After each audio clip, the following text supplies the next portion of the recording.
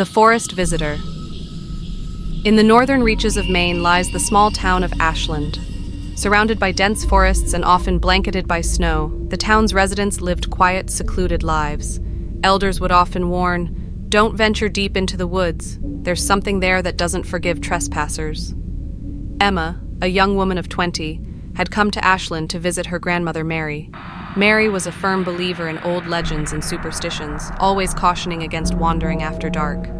Emma, however, dismissed these tales as mere folklore. One cold night, Emma was startled by a tapping at her second-floor window. Puzzled, she peeked outside, but saw only darkness. She shrugged it off, attributing it to her imagination. The next day, seeking adventure, Emma decided to explore the forest, hoping to capture some scenic photographs. Ignoring her grandmother's warnings, she followed a narrow path leading deeper into the woods. As she progressed, the trees grew denser, and an eerie silence enveloped her. Suddenly, she noticed a figure standing at the edge of a clearing. Through the mist, it appeared human, but its movements were unsettling, as if it struggled to maintain its form. "Hello?" Emma called out, a shiver running down her spine.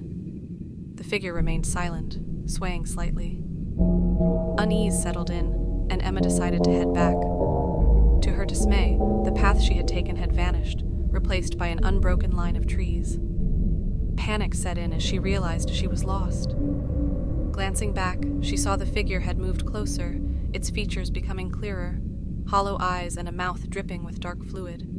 Terrified, Emma ran blindly through the forest until she tripped and fell into the snow. When she looked up, the figure was gone. Breathless, she managed to find her way back home, arriving late into the night. Mary was waiting, her face pale. "You saw it, didn't you?" Mary whispered. "Saw what?" Emma replied, still shaken. "The forest visitor. It comes for those who don't heed the warnings." That night, sleep eluded Emma. She felt an oppressive presence outside her window and heard the same tapping noise. At dawn, Mary woke her with urgency.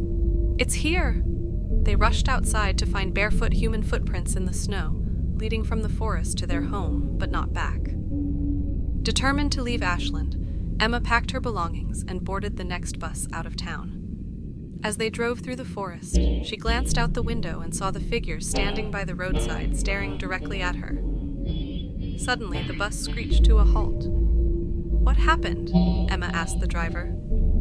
"Something ran across the road," he replied, bewildered. Looking ahead, Emma saw the same figure, its face now twisted into a sinister grin, arms reaching out as if to embrace her.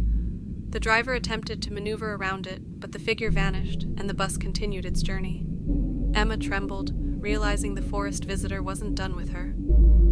That evening, Emma checked into a motel in the next town, hoping to escape the nightmare. But in the dead of night, the familiar tapping echoed through her room.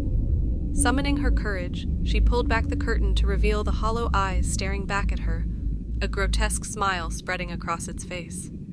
She screamed, but no sound came out. The following morning, the motel staff found Emma's room empty. The window was ajar, and dark stains marked the sill. Emma was never seen again. To this day, locals whisper about the young woman who ignored the warnings and encountered the forest visitor. They say if you listen closely on cold, silent nights, you can hear a faint tapping at your window, a reminder that some legends are terrifyingly real.